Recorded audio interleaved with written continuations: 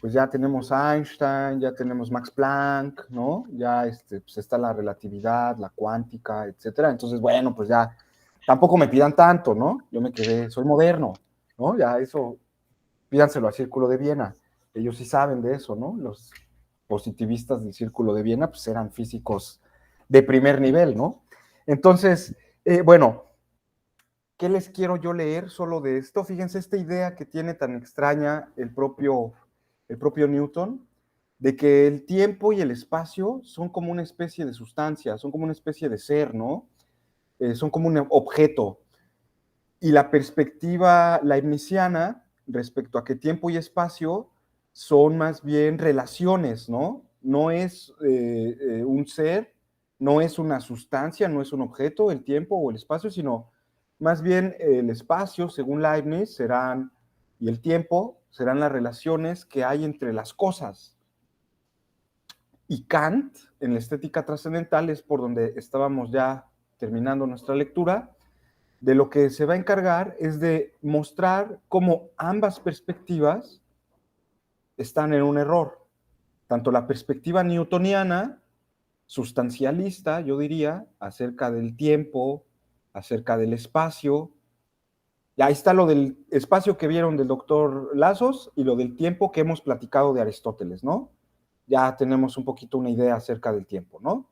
Pero bueno, ahora esta idea de Newton me gustaría ponerla aquí sobre la mesa, digamos, solo como una cuestión histórica, pero que vale la pena generar, ¿no? Que vale la pena aquí señalar. Voy a leerlo, me parece que es me parece que es un escrito relativamente breve y pues es que es bastante ilustrativo. Fíjense lo que dice el propio Newton, Isaac Newton. Escolio general. La hipótesis de los vórtices, ¿quién es el que propone los vórtices en filosofía natural? ¿Alguien se acuerda? Esa teoría de los vórtices, ¿alguien se acuerda? ¿De quién es? Descartes, ¿no? Acuérdense. René Descartes. René Descartes en su época no solo fue conocido por ser un gran filósofo, sino que se le conocía por tres cosas. Ser un gran matemático, creó la geometría analítica, ¿no? O sea, era un gran matemático, era una mente matemática maestra, Descartes, ¿no? Inventó esa disciplina que hemos hablado, la geometría analítica. El plano cartesiano, bueno, pues hasta tiene su nombre, ¿no? El eje de las X y las Y y todo esto, ¿no? Y todo lo que está ahí detrás. Pero además se le conoce a Descartes por ser el proponente de una nueva mecánica, de una nueva teoría acerca del mundo, una nueva teoría acerca de la realidad, ¿no? Que podríamos decir, o del cosmos, o del universo. Esa teoría es la teoría de los vórtices. Ustedes pueden googlearlo, lo buscan por ahí, vórtices, Descartes, van a ver imágenes, incluso, ¿no? Porque el propio Descartes imaginaba que el movimiento de los cuerpos celestes se originaba por un movimiento, digamos, originado por vórtices celestiales que hacían que giraran los diversos astros, ¿no? Y esa era la teoría, digamos, con la que competía Newton, ¿no? Por eso habla de la hipótesis de los vórtices.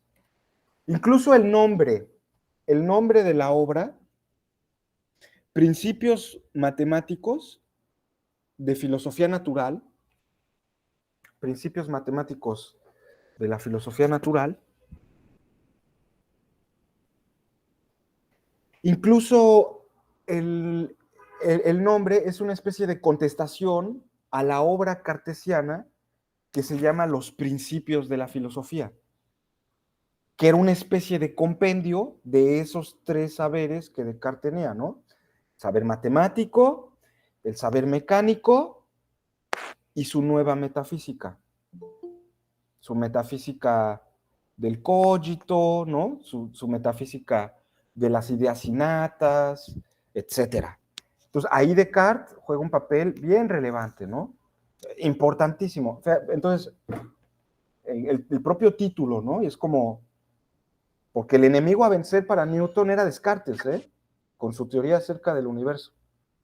Era Descartes. Entonces vamos a ver, escolio general. La hipótesis de los vórtices, es decir, Descartes, tropieza con muchas dificultades. Para todo planeta, mediante un radio trazado hacia el Sol, pueda describir áreas proporcionales a los tiempos periódicos de las diversas partes de los vórtices deberían conservar la razón del cuadrado de las distancias con respecto al Sol. Esta es la ley de Kepler, ¿no? Esto que está enunciando es la ley del movimiento planetario de Kepler. Para que funcione esa hipótesis, ¿no? Tendría que servir esta circunstancia matemática, geométrica. Bueno, y para que los tiempos periódicos de los planetas estén a la potencia 3/2 de sus distancias al Sol, los tiempos periódicos de las partes del vórtice deben estar a la potencia de 3/2 de sus distancias. Para que estos vórtices menores puedan mantener sus revoluciones en torno a Saturno, Júpiter y otros planetas, nadando tranquilamente en el gran vórtice del Sol, los tiempos periódicos de las partes del vórtice solar deben ser iguales.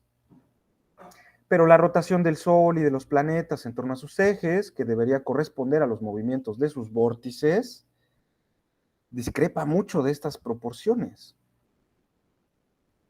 Los movimientos de los cometas son en realidad extremadamente regulares y están gobernados por las mismas leyes que los movimientos de los planetas, y en modo alguno pueden explicarse mediante la hipótesis de los vórtices. Este es un punto a favor de la teoría de Newton, ¿no? Los cometas siguen un movimiento uniforme. Antes se creía, en el universo antiguo, ¿no?, que los cometas eran errantes completamente. No podíamos nosotros trazar un mapa, ¿no?, de algún cometa porque eran completamente aleatoria su aparición y pertenecían a una naturaleza diferente a la de los planetas. Esto es muy importante en términos metafísicos porque ya no existe el mundo supralunar, el mundo más allá de la luna, que es perfecto, del mundo infralunar. Ahora todo es el mismo universo, no hay una distinción, ¿no? Incluso con los cometas se puede ver. Bueno, pues los cometas son arrastrados con movimientos muy excéntricos por todas las partes del cielo, con una libertad incompatible con la noción de un vórtice, etcétera. Bueno, va a hablar ahí de algunas otras cosas. Voy a seguir, aunque parezca un poco aburrido. Los proyectiles solo experimentan la resistencia del aire en nuestro aire. Suprímase el aire, como acontece en el vacío de Boyle, y la resistencia cesa, pues en este vacío una tenue pluma y un trozo de oro descienden con la misma velocidad. Y el mismo argumento debe aplicarse a los espacios celestes situados por encima de la atmósfera terrestre. En estos espacios, donde no existe aire que resista sus movimientos, todos los cuerpos se moverán con la máxima libertad. Esto es fundamental porque, según la tradición antigua, el mundo más allá de la atmósfera terrestre era inmóvil. Las estrellas eran fijas, ¿no? Siempre permanecían en el mismo sitio. Así le seguimos llamando todavía, ¿no? Estrellas fijas. Bueno, pues ya sabemos que no están fijas, ¿no? Entonces, aquello que estaba más allá de nuestra atmósfera tenía incluso hasta ciertas cualidades divinas, ¿no? Pues no, es el mismo mundo. Pero aunque esos cuerpos puedan continuar en sus órbitas por las meras leyes de la gravedad, en modo alguno podrán haber adquirido a partir de esas leyes la posición regular de las órbitas mismas. Bueno, los 6 planetas primarios giran en torno del Sol en círculos concéntricos, con movimientos dirigidos hacia las mismas partes y casi en el mismo plano. 10 lunas giran en torno a la Tierra, Júpiter y Saturno en círculos concéntricos con la misma dirección de movimiento y casi en todos los planos de las órbitas de estos planetas. Pero no debe suponerse que simples causas mecánicas podrían dar nacimiento a tantos movimientos regulares, puesto que los cometas vagan fácilmente por todas las partes del cielo en órbitas muy excéntricas. Debido a ese tipo de movimiento, los cometas transitan muy veloz y fácilmente a través de los orbes de los planetas. Y en sus afelios, el afelio es un punto astronómico, afelio, así como suena, es un punto astronómico en el que estamos más cerca del Sol, perdón, más lejos del Sol, en el que el planeta se encuentra más lejos del Sol. El otro es el perihelio. Afelio es lejos del Sol. Perihelio, cerca del Sol. ¿No? Las estaciones. Nosotros ahora nos estamos alejando del Sol, ¿no? O nos estamos acercando. A ver, ahí ya mis conocimientos astronómicos están por el suelo. Bueno, entonces pueden atravesar los afelios, los cometas, donde se mueven con la máxima lentitud y se detienen en el máximo tiempo. Esta es la descripción increíble de la ley de Kepler acerca del movimiento de los cometas. Se alejan de unos y otros hasta las mayores distancias, sufriendo así una perturbación mínima proveniente de sus atracciones mutuas. Este elegantísimo sistema del Sol, los planetas y los cometas solo puede originarse en el consejo y dominio de un ente inteligente y poderoso. Y si las estrellas fijas son centros de otros sistemas solares, creados por un sabio consejo análogo, los cuerpos celestes deberán estar todos sujetos al dominio de uno, especialmente porque la luz de las estrellas fijas es de la misma naturaleza que la luz solar. Fíjense esta idea de por qué el Sol debe ser el centro de nuestro sistema solar, porque él es de luz, ¿no? Esta idea iluminista, si ustedes lo quieren ver, ¿no? Digo, desde Platón, ¿no? Los seres humanos han tenido ahí una gran atracción con la luz y todo, las religiones, todo, ¿no? La luz, ¿no? Así como, incluso, ¿no? Se muere alguien y ya, luz al viajero, ¿no? Y así como de, pues, ¿cuál luz, no? Más bien ya la apagaron, ¿no? Qué bueno. O bueno, quién sabe, pero se dice, ¿no? Así, que luz en su camino, te dan tu velita ahí, todo en las religiones, ¿no? Como que la luz sigue jugando un papel importante, incluso en Newton, ¿no? Esa es la razón por la que él piensa que el Sol es el centro del sistema solar. Pues, la luz, ¿no? Y que por qué las estrellas deberían ser también centros de sistemas solares, supuestamente, ¿no? Entonces, especialmente porque la luz de las estrellas fijas es de la misma naturaleza que la luz solar y desde cada sistema pasa a todos los otros. Y para que los sistemas de las estrellas fijas no cayesen unos sobre otros por efectos de la gravedad, situó a cada sistema a inmensas distancias creador unos de otros. Él, Dios, rige todas las cosas, no como alma del mundo, sino como dueño de los universos. Él no inspira los movimientos del orbe natural, del mundo, del universo, del cosmos. Él no rige eso, ¿no?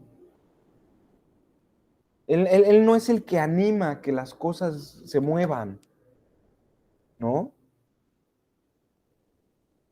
Por eso él no es el alma del mundo, pues piensen en el alma del cuerpo, ¿no? El alma es lo que permite que el cuerpo se mueva.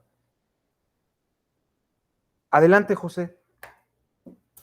No, nada más para comentar ahorita que me llamó la atención esa postura. Estaba yo leyendo cuando nos compartiste el dato de este excéntrico filósofo de terminada la Edad Media, Cornelio Agripa, en estos tratados de filosofía natural, filosofía oculta, el que tiene que ver con la física. Hay una hipótesis muy interesante. Este hombre señalaba que Dios en efecto había creado, ¿no?, la materia, la tierra y otros organismos, que ahí no especifica muy bien de qué clase son, pero que él, digamos que se desentendía, ¿no? Ese era el argumento. Él hizo la creación, pero yo que voy a andar diciendo que el astro se mueva y que la gente se porte bien.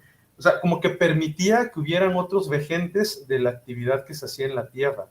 Eso me llamó la atención porque era como la conclusión a la que habían llegado sus estudios, que efectivamente había un creador, que era Dios, pero que ese Dios no estaba 24/7 vigilando que sus hijos vivieran una vida correcta. O sea, su trabajo era haber creado, ¿no?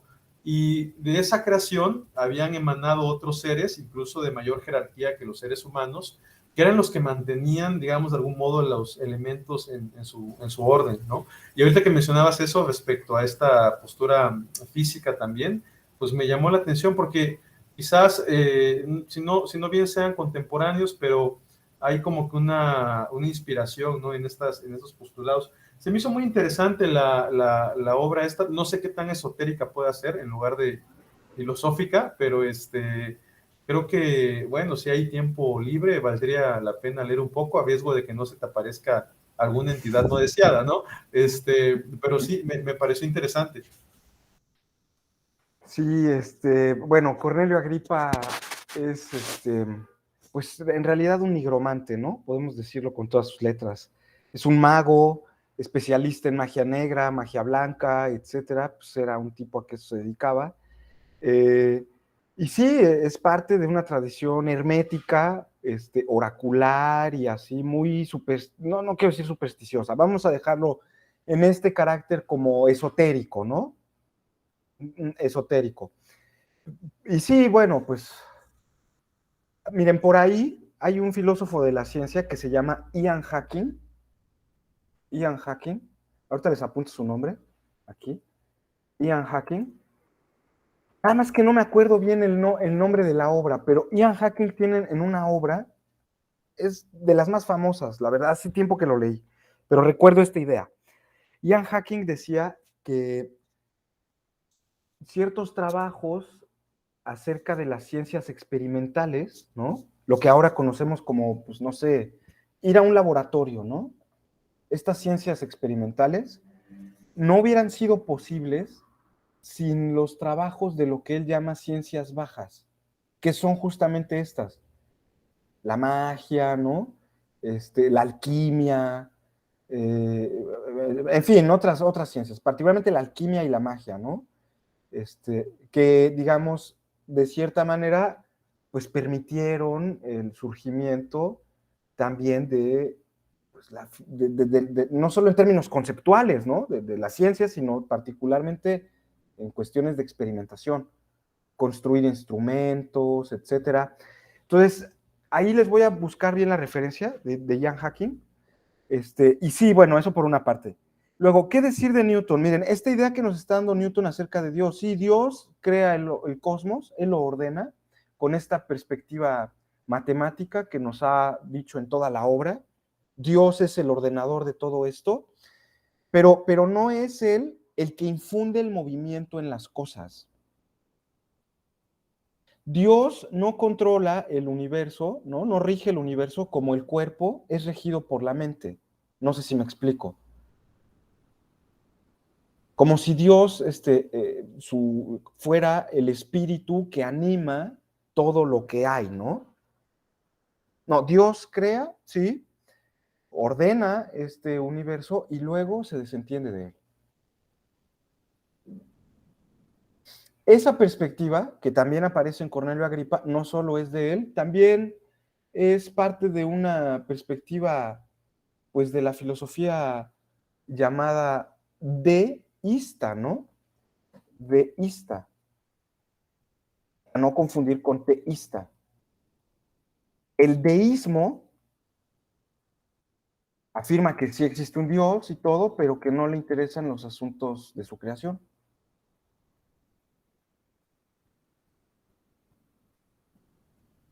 El teísta, pues a lo mejor puede tener otra perspectiva, ¿no? Respecto a su relación con Dios. Bueno, y el ateo, pues ya, y el agnóstico, otro. Otra cosa que decir además, digo, a lo mejor puede parecer muy off the record o muy de chisme, pero es importante. Isaac Newton, con todo y todo, que es un gran matemático y lo que sea, y bla, bla, bla, también tenía sus veleidades místicas, ¿no? Él tenía sus cosas, practicaba la alquimia, practicaba la numerología, hizo predicciones acerca de cuándo iba a terminar el universo y el mundo y todo, ¿no? Cuándo iba a venir Jesús, lo que sea, ¿no? Pero, particularmente, esto es muy importante, Isaac Newton tenía una creencia religiosa que en términos del cristianismo oficial es herética, que es la creencia arriana. Él era arrianista.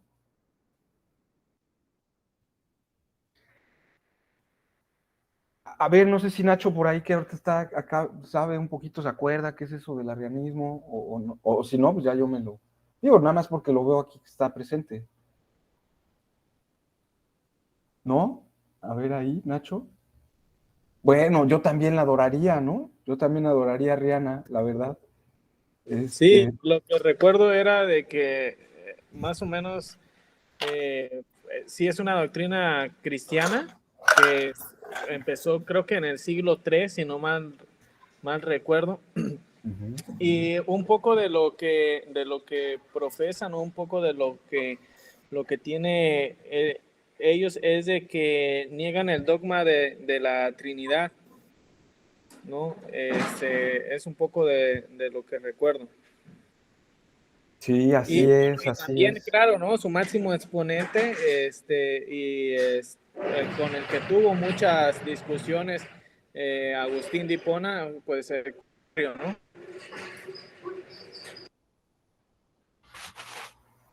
Así es, gracias, gracias Nacho, gracias, así es, así es. Es una doctrina cristiana, por eso es herética, porque la herejía, es una verdad de la fe cristiana que o se exagera o se mutila. Eso es una herejía. Es un pensamiento de la fe cristiana que se exagera o se mutila. Y obviamente está en contra de la ortodoxia, ¿no? Es decir, del pensamiento o de la opinión correcta, o, ¿no? Que digamos. Entonces son cristianos, efectivamente, ¿no? El principal exponente es Arrio, es un obispo de Siria, efectivamente, del siglo III, Arrio, y ellos tenían una perspectiva cristológica, es decir, respecto a la naturaleza de Cristo, de quién era Jesús, ¿no? Monofisista. Es decir, ellos creían que Jesús tenía solo una naturaleza, ¿no? Era solo hombre o era Dios, pero no las dos, ¿no? No tenía las dos naturalezas. No era Dios y hombre, no sé si me explico, porque esa es la creencia del cristiano, ¿no? Dios y hombre, ¿no? Sí, pero ellos decían, no, este Jesús es o Jesús hijo de Dios o Jesús hijo de María, ¿no? Que digamos es uno que es Dios, ¿no? Pues bueno, Jesús hijo de Dios, pues es la naturaleza divina, y otro que es el simple mortal, ¿no? El ser humano natural, así que digamos. Obviamente con esa perspectiva monofisista acerca de Cristo, pues estaban imposibilitados para aceptar que Jesús tuviera la misma naturaleza que el Dios creador, ¿no? Entonces, obviamente el dogma de la Trinidad, como bien nos dijo Nacho, pues estaba puesto en duda, se le condenó San Agustín. Exacto, Nachito. Juan Ignacio nos pregunta, ¿lo de Newton está en el Escolio General? Así es, está en el Escolio General, ¿no? En el libro tercero, el sistema del mundo, ya hacia el Escolio General del libro tercero. Entonces, de cierta manera se negaba la Trinidad, ¿no? Hubo muchas, se les condenó como herejes, en fin, ¿no? Lo que sea, pero Newton tenía esa creencia, ¿no? Esa creencia se la había inducido su profesor Samuel Berry, al que hereda la cátedra en Cambridge. Samuel Berry era su profesor de matemáticas y él lo introduce en esta filosofía, en esta teología, en este pensamiento, pues herético, ¿no? Vamos a decirlo así. Sí, cristiano y todo, pero que no es el mainstream, ¿no? Y además, cosas de la vida, para que vean. Newton hereda la cátedra de su maestro, que también era monofisista, era arriano, en Cambridge, nada más y nada menos que en el Trinity College, en el colegio de la Santa Trinidad, ¿no? Imagínense, ¿no? Esas cosas de la vida, ¿no? Newton, que pues es uno de estos herejes que pues piensa que no hay Trinidad, ¿no? Y pues él dando clases en el colegio de la Trinidad, ¿no? Bueno, eso pasa, ya ha pasado, ¿no?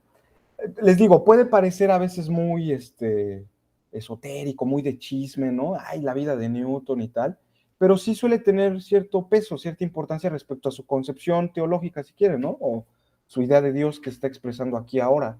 Entonces, y de cómo lo entiende, ¿no? Fíjense, perdonen, ya, ahora voy hacia allá. Este Dios rige todas las cosas no como el alma del mundo, sino como el dueño de los universos. Y debido a esa denominación se le suele llamar Kyrios, Señor Dios, Kyrios, ¿no? En griego. Por eso se le suele llamar Kyrios, Señor Dios. Pantocrator, es otra designación, ¿no? De Dios. El que gobierna toda la creación. O amo universal. Pues Dios es una palabra relativa que se refiere a los siervos. Y deidad es una dominación de Dios, no sobre el propio cuerpo, como piensan aquellos para los cuales Dios es el alma del mundo, sino sobre los siervos. El Dios supremo es un ente eterno, infinito, absolutamente perfecto, pero un ente así perfecto y sin dominio no es el Señor Dios. Pues decimos, Dios mío, Dios vuestro, Dios de Israel, Dios de dioses y dueño de dueños. Pero no decimos eterno mío, eterno vuestro, eterno de Israel, eterno de dioses. Ni decimos infinito mío, perfecto mío.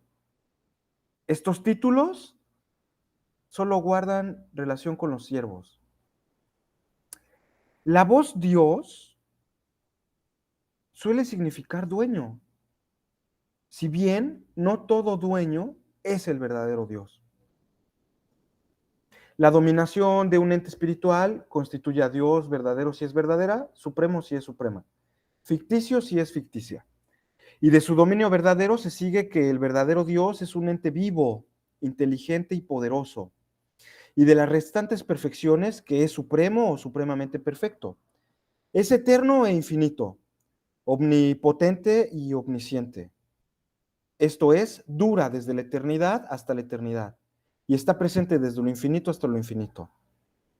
Rige todo y conoce todo cuanto puede ser. No es eternidad e infinitud, sino que es eterno e infinito. No es duración o espacio, pero dura y está presente. Dura siempre, fíjense, ¿no? Y está presente en todas partes. Funda la duración, el tiempo y el espacio. El tiempo y el espacio para Newton son una parte de Dios,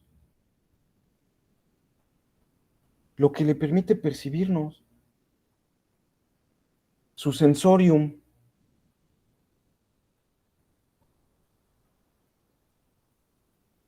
Mira, ahí está una versión de Nacho. ¿Tú también estás sobre el mismo texto, Nacho? Sí, sobre el mismo igual. A ver, ¿nos podrías leer esa partecita? A ver, que nos pusiste acá. Digo, para que otra voz, ¿no? Sí, claro que sí. Pero dice, Dios nada padece por el movimiento de los cuerpos y los cuerpos no hayan resistencia en la ubicación de Dios. Se reconoce que un Dios supremo existe necesariamente y por la misma necesidad existe siempre y en todas partes. Por lo mismo, es todo similar todo ojo, todo oído, todo cerebro, todo brazo, todo poder para percibir, entender y obrar, pero de un modo para nada humano, para nada corpóreo, radicalmente desconocido para nosotros. Así como un ciego no tiene idea de los colores, así carecemos nosotros de la idea sobre el modo en el que Dios, sapientísimo, percibe y entiende todas las cosas.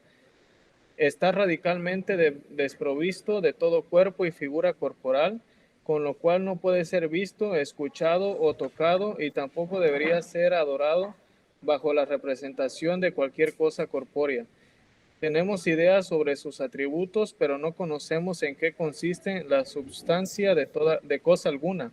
En los cuerpos solo vemos sus figuras y colores, solo escuchamos los sonidos, solo tocamos sus superficies externas, solo olemos los olores y gustamos los sabores. Muy bien. ¿Ya lo ven? Habitamos en Dios. El espacio y el tiempo son esos sensoriums, ¿no? A través de los cuales Dios nos percibe. Entonces, el tiempo no es una medida, no es una relación, ¿no? No sé si me explico, de mi conciencia con el movimiento, como pensaba Aristóteles, ¿no? El tiempo es algo sustancial porque le pertenece a Dios, es una cosa. Aunque, pues no podemos saber muy bien qué es, ¿no? Sabemos que es el órgano a través del cual Dios actúa, del cual Dios nos piensa, del cual Dios nos percibe, pero no podemos en el fondo todo saberlo, ¿no? Si no existiese ese tiempo absoluto de Dios, no existiría el tiempo de los relojes, que es el tiempo vulgar, el tiempo, según Newton, ¿no? El tiempo de los siervos, ¿no? Él llama, ¿no? O sea, de los que piensan a Dios como si fuera una especie de patrón, ¿no? No, Dios es el dueño de esto, ¿no? Pues todo esto es parte de Él, ¿no?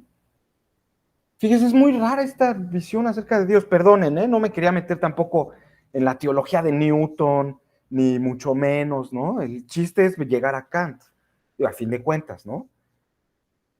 Pero fíjense, esta perspectiva acerca del tiempo y del espacio es justamente algo que va a atacar Kant en la crítica de la razón pura, justamente, ¿no? La idea de que existe un espacio y un tiempo como objetos, como cosas, como algo que está ahí dado, ¿no? Y que es universal y necesario, y que con base en ello se construye la ciencia.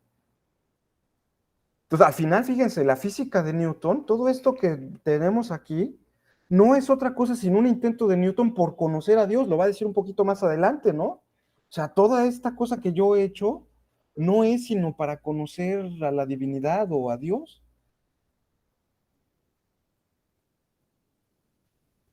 No sé si quisieras continuar, Nacho, digo, ya falta una paginita al menos en mi versión, no sé en la tuya, para seguir allá, terminar el escolio general.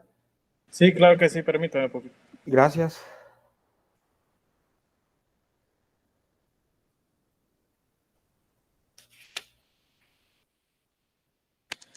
Sus substancias íntimas no son conocidas por ningún sentido o por acto reflejo alguno de nuestras mentes. Mucho menos podremos formar cualquier idea sobre la substancia de Dios. Solo le conocemos por propiedades y atributos, por las sapientísimas y óptimas estructuras de las cosas y causas finales, y la admiramos por sus perfecciones. Pero le veremos y adoramos debido a su dominio, pues le adoramos como siervos. Y un Dios sin dominio, providencia y causas finales, nada es sino hado y naturaleza. Una ciega necesidad metafísica identifica siempre y en todas partes es incapaz de producir la variedad de las cosas. Toda esa diversidad de cosas naturales que hallamos adecuada a tiempos y lugares diferentes solo puede surgir de las ideas y la voluntad de un ente que existe por necesidad. Alegóricamente se dice que Dios ve, habla, ríe, ama, odia, desea, da, recibe, se alegra, se encoleriza, lucha, fabrica, trabaja y construye. Pues todas nuestras nociones de Dios se obtienen mediante cierta analogía con las cosas humanas. Analogía conserva cierta semejanza. Y esto por lo que concierne a Dios, de quien procede ciertamente a hablar en filosofía natural, partiendo de los fenómenos. Fíjense, esa última frase, ¿no? Y esto por lo que concierne a Dios, de quien procede ciertamente a hablar en filosofía natural. Filosofía natural es el nombre de la ciencia. Digo, después de Newton ya no se volvió a llamar filosofía natural. Ahora se llama física o mecánica o lo que sea, pero antes era el nombre, ¿no? Descartes era un filósofo natural. Galileo era un filósofo natural. Kepler era filósofo natural. Pues eran los científicos, ¿no? Entonces, fíjense, de Dios concierne hablar a las ciencias a partir de los fenómenos. De lo que nosotros conocemos de eso, podemos hablar de Dios, ¿no? O sea, a través de la ciencia podemos tener un conocimiento de la divinidad. Claro, ya nos ha dicho que pues hay ciertas restricciones, ¿no? O sea, no podemos saber su sustancia, no podemos saber realmente qué es, todo lo que nos ha dicho, ¿no? Que no es un cuerpo, bla, bla, bla. Pero, pues ahí está. Y ya, digamos, nada más con eso, ¿no? Porque lo demás es acerca de la gravitación. Y tal vez eso ya no sea tan importante, ¿no? Entonces, bueno, dicho esto, es importante entonces señalar en esa lectura que, por ejemplo, cuando Kant va a hablar de que el tiempo o el espacio son, digámoslo así, formas de la intuición, pues va a estar en contra de la idea newtoniana o leibniziana de que el tiempo y el espacio o son objetos o son relaciones. No, más bien son formas en las que nuestra mente es capaz de identificar individuos. Aquí y ahora. Tengo acuérdense, ¿no? Los conceptos son generales y cuando Kant dice que el tiempo y el espacio no son conceptos del entendimiento, nos está diciendo que el tiempo y el espacio son cosas singulares. Hay un tiempo, no muchos, hay uno. Y hay un espacio. Y cada división del tiempo no nos da dos tiempos, es un mismo tiempo el que se divide, de la misma manera que el espacio, ¿no? Es un mismo espacio el que se divide. Esa idea de unicidad que se da en los fenómenos. Todos los fenómenos tienen que tener esa característica de individualidad. O se deben de reconocer particulares. Son hechos particulares. Aquí, en el espacio, y ahora, tiempo. Esto es bien importante. Cuando Kant entonces va a decir que espacio y tiempo determinan a los fenómenos, es que es la manera en la que nosotros podemos capturar a través de nuestra sensibilidad objetos singulares. Y así los ubicamos en el espacio y en el tiempo. El espacio y el tiempo es lo que me permite individuar los objetos.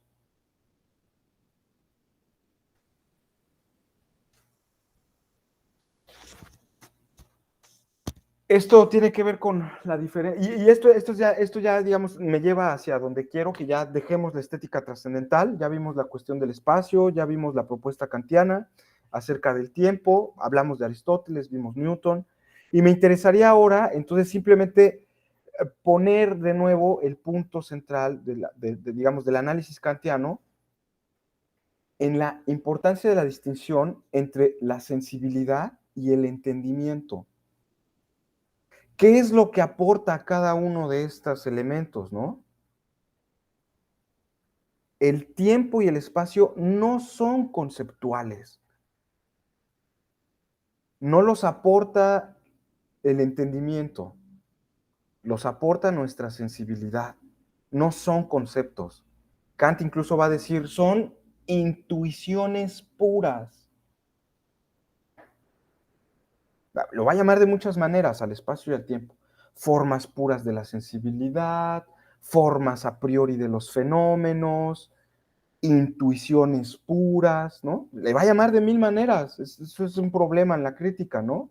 Ahí de pronto tratar de hacer sentido, ¿no? Pero pues ya lo vamos leyendo y tal vez saquemos algo, ¿no? Y este espacio y este tiempo son una forma de conocimiento, son un elemento de conocer que no está por encima ni por debajo del entendimiento. A diferencia de como lo pensaba el racionalista, ¿no? En el que los que venían de las sensaciones pues, eran un conocimiento confuso, etcétera, mientras que el de la razón pues, era un conocimiento en términos de grado mejor. Aquí no, aquí es en términos de naturaleza. La distinción es en términos de naturaleza conceptual y no conceptual. Nuestro conocimiento está armado de esas dos, tanto de conceptos como de intuiciones. Les puedo poner un ejemplo tomado de los prolegómenos de Kant, el ejemplo de los guantes, ¿no? El ejemplo tomado un poco para hacer idea de cómo sí existe este conocimiento intuitivo que no es conceptual, ¿no? Y por ejemplo, pues eso, ¿no? Hay un conocimiento que tenemos de todos los días, incluso, yo creo que es básico, ¿no? Saber distinguir, por ejemplo, entre un zapato o tenis o guarache o zapatilla o plataforma, lo que sea que usen, derecho de un zapato, plataforma, etcétera, todo lo que he dicho, izquierdo, ¿no? Yo creo que eso, pues, podemos reconocerlos, ¿no? O sea, podemos saber pues, qué es un zapato izquierdo y cuál es el zapato derecho, ¿no? Yo me imagino, pues es de todos los días, ¿no? Te pones tu guarache, tu zapato, pues, la chancla. Pero conceptualmente hablando, fíjese, ese es un conocimiento espacial, ¿no? Que tiene que ver con la ubicación de nuestro cuerpo en el espacio. Pero conceptualmente hablando, si yo les doy la definición de chancla, o de zapato, o de bota, a lo mejor es muy probable que la simple definición, el puro concepto de zapato, no les permita a ustedes identificar entre un zapato derecho y un zapato izquierdo. No sé si me explico. O sea, ahí en ese caso el puro concepto de zapato, que decir, bueno, el zapato es un forro de piel que cubre el pie y que tiene una suela de madera o también de piel, o lo que sea, ¿no? Bueno, ya, ahí lo tienes, tu zapato. Sí, pero no te dice, a ver, ponte el zapato izquierdo y el derecho, ¿no? Pues, ¿cómo lo identificas? Ahí, por ejemplo, estamos teniendo un conocimiento no conceptual. No sé si me explico. O el de un guante izquierdo y un guante derecho, ¿no? También es un ejemplo que aparece en los prolegómenos. ¿Cómo identifico un guante derecho de un guante izquierdo? Bueno, pues conceptualmente yo puedo decir, bueno, un guante pues es igual, ¿no? Una funda, o le doy las características, ¿no? Una mano.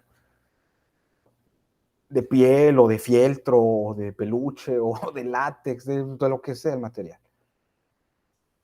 Sí, pero pues ya te vas tú al baile, o te vas aquí a hacer una perforación clandestina, pues tienes que sacar los guantes de látex, o en el baile, pues los guantes aquí tipo Kylie Minogue, ¿no? Sí, y ahora, pero ¿cuál es el derecho y el izquierdo? Pues eso es un conocimiento espacial y no es conceptual.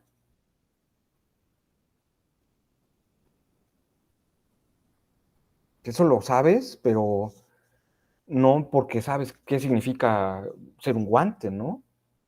Sino porque a través de la percepción, a través de la intuición, pues el espacio, tú lo percibes, por eso sabes, ¿no?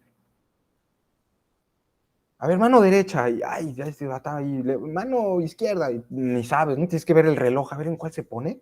Ah, sí, en esta, ¿no? A ver, izquierda. Sí, pues a veces se nos va la onda, ¿no? O en las cuestiones del tiempo, igual, ¿no? Perspectivas temporales también, en las que podemos tener cierto conocimiento, por ejemplo, de estados internos que no son conceptuales, como el dolor. Sentir dolor. O sea, es un estado que tú puedes identificar, ¿no? En el tiempo, incluso hasta en el espacio, ¿no? Ay, me duele la pierna, o la muela, o lo que sea, ¿no? Pero ya luego, a ver, vamos a poner románticos, cuando me duele el alma, ¿no? No, hombre, me duele el alma, ¿no? Y entonces ya, híjole, pues ¿dónde lo pones? En el espacio, a ver, identifica, pues ya somos mexicanos, somos muy melancólicos en el corazón, ¿no? Ah, no, pues si fuéramos romanos, en el estómago, ¿no? Ah, no, somos alemanes en el hígado, ¿no? Pues cada uno le pone ahí donde te duele el alma, ¿no? Pues sí, pues tratamos de espacializarlo, ¿no? Pero también así cuando yo voy con mi psicólogo, mi psiquiatra, y le digo, pues es que, doctor, me siento como que entre triste y enojado, o sea, y claro que sé qué es lo que me pasa, yo lo estoy sintiendo, yo lo experimento, esta porquería de vida neurótica que tengo, ¿no? Sí, pero decirlo a ver, ¿qué palabra es? A ver, dígame bien eso de que me siento encabritado, pues no es un sentimiento, ¿ah? Es una grosería. Dígame específicamente qué sentimiento. No, pues es que, y es difícil, ¿no? Así dar con el sentimiento correcto. Ya digo, no, estoy enojado. Y al final de la consulta, resulta que descubrí que no estaba enojado, sino frustrado. Tenía una gran frustración. Entonces no era enojo, no era berrinche, estaba frustrado. Pues sí, pero obviamente sabía y sentía y experimentaba todo eso. Pues claro, ¿no? Aunque no tenía el concepto de qué era, pero estaba ahí. Y yo podía decir, ayer me sentí así, mañana me voy a sentir asado, ¿no? Aunque no pueda decir en qué parte del cuerpo. Pues, me siento triste, estoy deprimido o estoy muy eufórico, como sea, ¿no? Entonces ahí fíjense, ese punto está fundamental para Kant, ¿no? O sea, podemos tener un conocimiento no conceptual, hay un contenido no conceptual en nuestra conciencia, que no es inferior al conceptual, sino que también juega un papel importante dentro de la formación del conocimiento, porque no es ni uno ni otro, son los dos juntos, ¿no?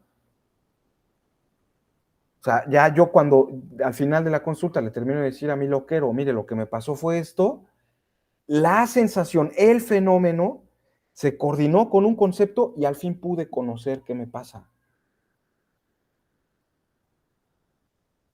Pero nada más así sentir la emoción o tener nada más el puro concepto, pues no, ¿verdad? Eso no. Para que haya conocimiento tiene que ser la unidad, de nuevo, ¿no? Entre entendimiento y sensibilidad. Eso es la experiencia. Sensibilidad y entendimiento en una misma, digamos, colaboración, ¿no? Claro, en la crítica de la razón pura, en la primera edición, he de decirlo, en la primera edición, y aquí yo lo remito a Heidegger. Heidegger tiene su libro de Kant y el problema de la metafísica. Heidegger mismo lo dice, ¿no? En la primera edición, eso que permite que se unan digamos, los fenómenos de la sensibilidad con los conceptos del entendimiento es la imaginación. Lo que Kant va a llamar la desconocida raíz común. De ambas, ¿eh? Porque para que se puedan relacionar ambos, tienen que venir de un mismo origen. Kant le llama a la imaginación la desconocida raíz común de la sensibilidad, por una parte, y del entendimiento. Fíjense qué importante, ¿no? No nada más es la razón, también la imaginación juega un papel fundamental, al menos en la primera edición, ¿eh?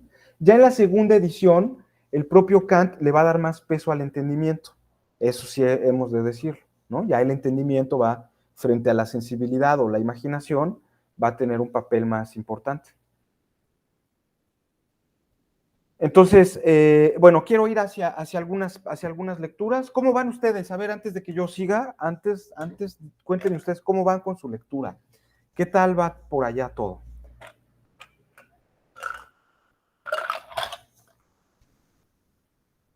Ya, ¿qué tal estética?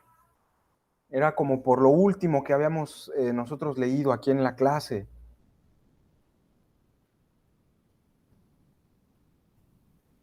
¿Bien? Ahí Gabriel, por ahí tenías unas dudas. Héctor, adelante. Diego, Adrián. Adelante, don Héctor, adelante. Sí, yo estoy ahorita con la lógica trascendental. Ahí estoy revuelto con la idea de lógica sobre la cuestión pues de la analítica y la dialéctica, ¿no? Pero más o menos, o sea, yo creo que tengo que leerlo nuevamente porque se me hace un poco difícil entenderlo, la diferencia que hay entre ambas, aunque dice que una es mejor que la otra, pues yo por lógica le veo utilidad a ambas, ¿no? Muy bien. Ahí estoy en eso. Muy bien, sí, sí, sí. Me gustaría, ¿alguien más? Bueno, me gustaría justo por eso, ¿no? Ya para dejar atrás la estética, me gustaría ahora entonces pasar hacia la segunda sección, la segunda parte de la doctrina trascendental de los elementos, que es la primera parte, acuérdense, de la crítica de la razón pura. Porque la segunda parte es la doctrina trascendental del método, ¿no? Dejamos atrás la primera parte de la primera parte, que es la estética trascendental, y vamos a la segunda parte de la primera parte de la crítica, ¿no? Que es la lógica trascendental. Bueno, pues sí, así como la estética es la ciencia, le llama Kant, ¿no? O el saber trascendental acerca de las condiciones de posibilidad de los fenómenos o de la sensibilidad, la lógica trascendental pues va a ser justamente un estudio acerca de esa capacidad llamada entendimiento, ¿no? Que nos permite pensar objetos. La primera, que es la estética, es el análisis de aquello que nos permite intuir fenómenos. Y acuérdense, fenómenos en el lenguaje leibniziano-kantiano de esta crítica significa relaciones de la conciencia con los objetos.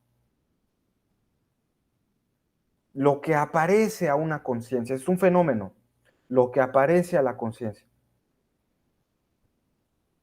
Para Leibniz, ese conocimiento relacional es defectuoso. Y Kant, justamente contra Leibniz, al despertar de su sueño dogmático, va a decir, señor Leibniz, solo conocemos fenómenos, es decir, solo conocemos las relaciones que hay entre los objetos y nosotros. No podemos conocer cómo son los objetos independientemente de las relaciones que se establecen con nosotros. No se puede. Eso es conocer a la cosa en sí misma, independientemente de la relación que tiene conmigo. Entonces, ahí Kant está dando un gran paso en la estética. Este es el corazón del idealismo trascendental. Solo conocemos fenómenos. ¿Se acuerdan, no? Que hablábamos incluso hasta en una cápsula del idealismo, ¿no? ¿Qué significa el idealismo? Si solo conocemos los fenómenos, pero esto de que los fenómenos como meras apariencias, ¿no? Así como si detrás de eso hubiera algo más, acuérdense, para Kant, no, detrás de eso está la cosa en sí, de la cual, pues, ¿qué puedo yo saber si no establezco una relación cognoscitiva con ella? O sea, a lo mejor ahí que existe. Acuérdense, esas paradojas a las que nos lleva el pensamiento del doctor Lazos, ¿no? Respecto a la espacialidad o no espacialidad de la cosa en sí. O sea, la cosa que está allá afuera, ¿crea mi percepción o yo soy el que la crea, ¿no? Que es como la idea del idealismo, ¿no? Que ya hemos discutido. No, pero acá no, o sea, el hecho de que conozca solo los fenómenos no quiere decir que conozca puras fantasías, ¿no?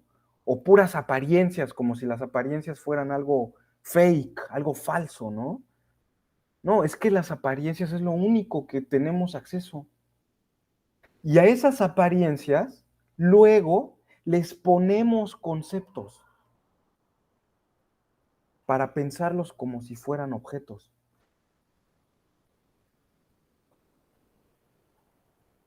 Ese es el punto, ¿no? La sensibilidad nos da ciertas relaciones espaciotemporales en las que identificamos particulares, individuales, ítems individuales, y obviamente son esas relaciones, ¿no? El espacio y el tiempo son relaciones. Ahí está el punto con Leibniz, efectivamente, sí, pero ese conocimiento es el único que tenemos y no está mal. Lo otro es dogmatismo, es que la razón trascienda los límites de lo que le puede ser dado en la experiencia, ¿no? Ya es elevarte en el reino de la metafísica. O en la ciudad, porque ahora me han venido otras metáforas, ¿no? No pensar en un castillo, ya no estamos en el medievo, ¿no? En una ciudad, con edificios y plazas y todo, rascacielos, ¿no? Pues los rascacielos de la metafísica, ¿no? Ya te subes al tren suburbano de la esencia y de las sustancias, ¿no?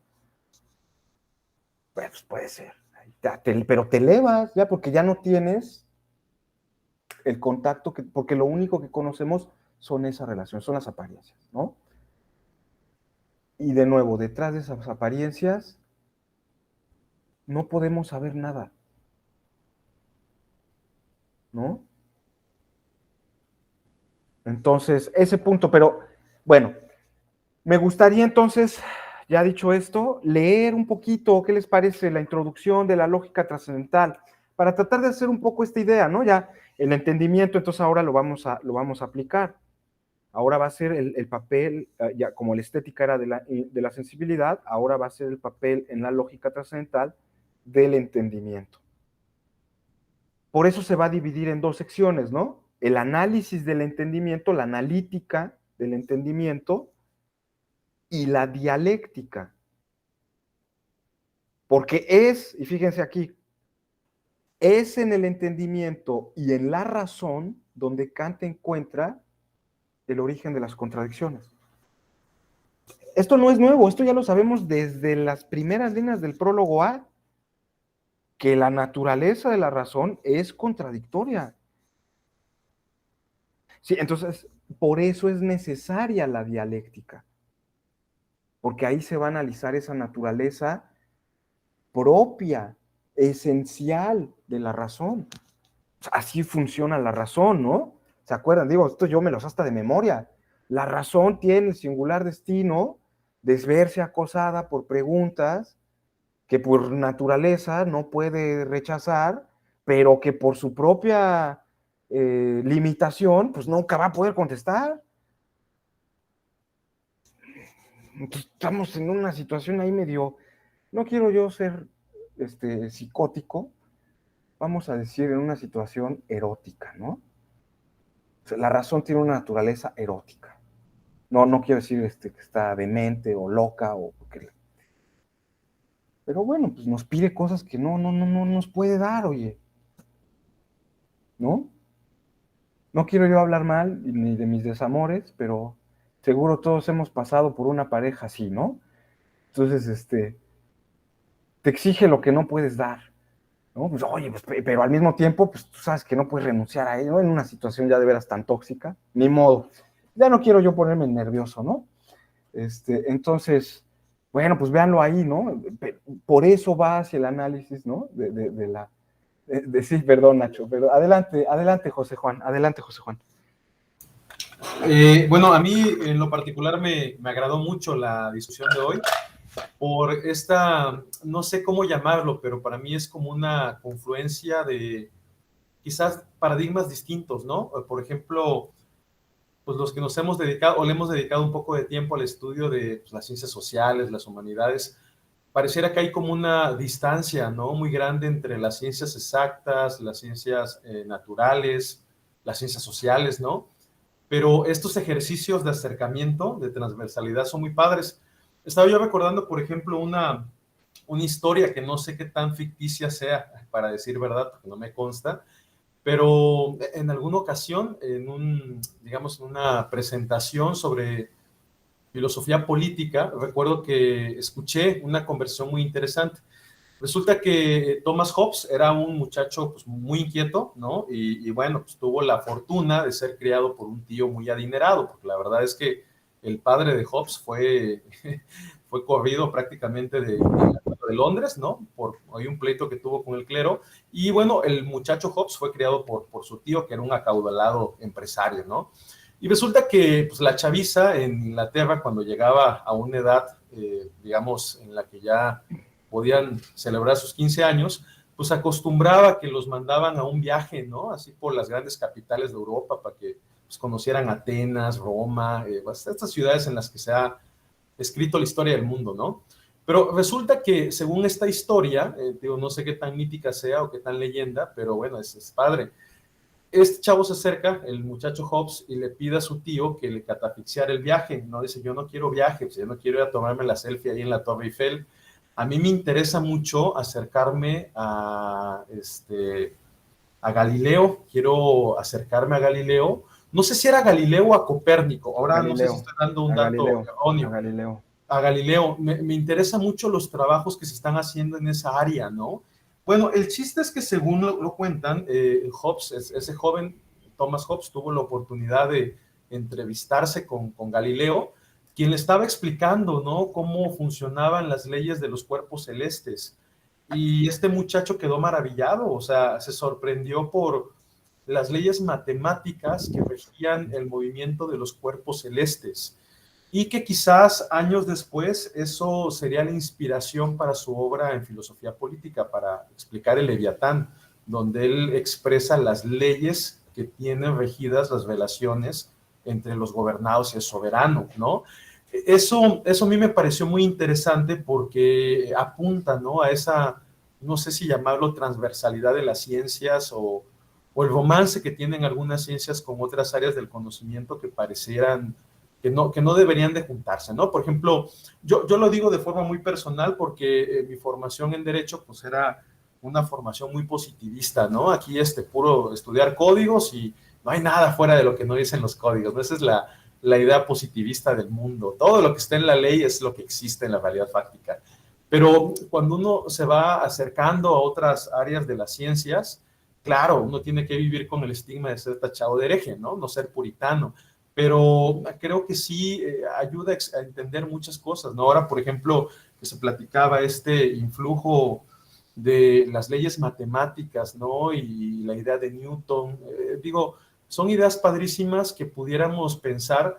Yo lo veo así, no sé, por ejemplo, si estos pensadores de antaño se ponían etiqueta, ¿no? Es decir, yo soy matemático, ¿no? Porque al final hacían trabajos en muchas áreas, ¿no? En astronomía, en geometría, en filosofía política. Entonces, más bien me parece que es una forma muy contemporánea de ponerle etiquetas a las cosas, ¿no? Pero creo que ellos no eran tan limitados como nuestra forma de ver la vida. Ahora que pues, yo soy matemático y puros números, ¿no? Yo soy abogado y puras leyes. creo que esta transversalidad sí que le viene muy bien al entendimiento humano. Y justo estaba yo recordando digamos, esa anécdota, ¿no? Que creo que es una anécdota muy, muy padre. Ahora, a mí me gustaría mucho que hubiera pasado en la realidad, no me consta, pero hay incluso algunos libros. Yo la otra vez me encontré un artículo, más bien era un artículo de un español que hablaba de ese acontecimiento en el que se encuentra Hobbes con Galileo, ¿no? Así como choque de dos mundos, creo que así lo titulaban. Era una cosa interesante, era muy sugestivo el título, ¿no? Ya te daba ganas de leerlo. Y pero bueno, ahorita lo recordé con esta clase que nos has dado respecto a las tesis de Newton, y bueno, solo quería ahí compartir la sección de TV Notas de los pensadores, ¿no? Sí, gracias, José. Alguna cosita nada más para abonar a esto, ¿no? Ya estamos casi por la hora, pero seguimos todavía con Kant, ¿eh? Miren, si quieren podemos seguir un poco con Kant la siguiente semana, pero pronto pasemos al idealismo alemán, ¿no? Saquemos de la crítica de la razón pura nuestras mentes y vamos más bien hacia la primera introducción de la crítica del juicio, ¿no? Que sea nuestra siguiente lectura. La filosofía como sistema. Es la última lectura de la primera unidad. Vean qué tan atrasados vamos. Bueno, pero atrasados leyendo un titán, pues es nada, ¿eh? O sea, vamos bien, pero pues mi proyecto era más ambicioso, etcétera. Entonces, eso que quede, ¿no? Que quede crítica de la facultad de juzgar, efectivamente, la primera introducción a la crítica de la facultad de juzgar, ahí la tienen, no la confundan con la crítica de la crítica de la facultad de juzgar tiene su propia introducción. Esa introducción sí la escribió Kant y todo, esa no la vamos a leer. Vamos a leer la que Kant no publicó, la que descubre Ernest Cassirer en 1926. Así se llama, la filosofía como sistema. Incluso así aparece, ¿no? Ahí en el Edúcate. Primera introducción a la crítica de la facultad de juzgar, o la crítica del discernimiento, la crítica del juicio. ¿No? Por favor, vamos a leer eso ya para la siguiente, ¿no? Vamos a seguir todavía con la analítica, vamos a ver la tabla de las categorías y la deducción. Cerramos con eso, ¿no? Ya nos hará falta más otro semestrito para ver más Kant, pero bueno. Entonces, bueno, voy otra vez a mi cajita igual de acotaciones sobre el chisme. Es cierto, bueno, no sabía ese dato del todo, también lo voy a averiguar, de si Hobbes en realidad visita a Galileo. Lo que sí es seguro, y eso pues es demostrable incluso con la propia obra de Hobbes, es que él está completamente influido, completamente convencido del sistema pues universal, ¿no? Porque habla del universo de Galileo. O sea, él cree que Hobbes está absolutamente comprometido con la existencia del vacío, por ejemplo, y con la existencia de los átomos, y con una especie de filosofía corpuscularista que tiene Galileo. Incluso si ustedes lo ven, en el Leviatán de Hobbes, en el primer libro, que es el libro acerca del hombre, la forma en la que describe los seres humanos cómo somos es como una especie de máquina galileana. Nuestro cerebro recibe ciertas vibraciones, ¿no? Todo eso lo explica, en términos de Galileo. Y esas vibraciones de los objetos que van así hacia en el espacio chocan en nuestros ojos y eso hace que vibre, ¿no? Y entonces vibra lo que tenemos en el cerebro y esa vibración produce la idea. Y entonces, ¿qué es un recuerdo? Pues una idea que ya no vibra tanto, ¿no? A la que se le va agotando ese movimiento. ¿Qué es el poder para Hobbes? Una clase de movimiento galileano, la idea de libertad, ¿no? Perdón, no la idea de poder, perdón, la idea de libertad. La idea de libertad, pero la libertad negativa de la que habla en el estado de naturaleza. La libertad de que tú te puedas desplazar como tú quieras, ¿no? Así la define.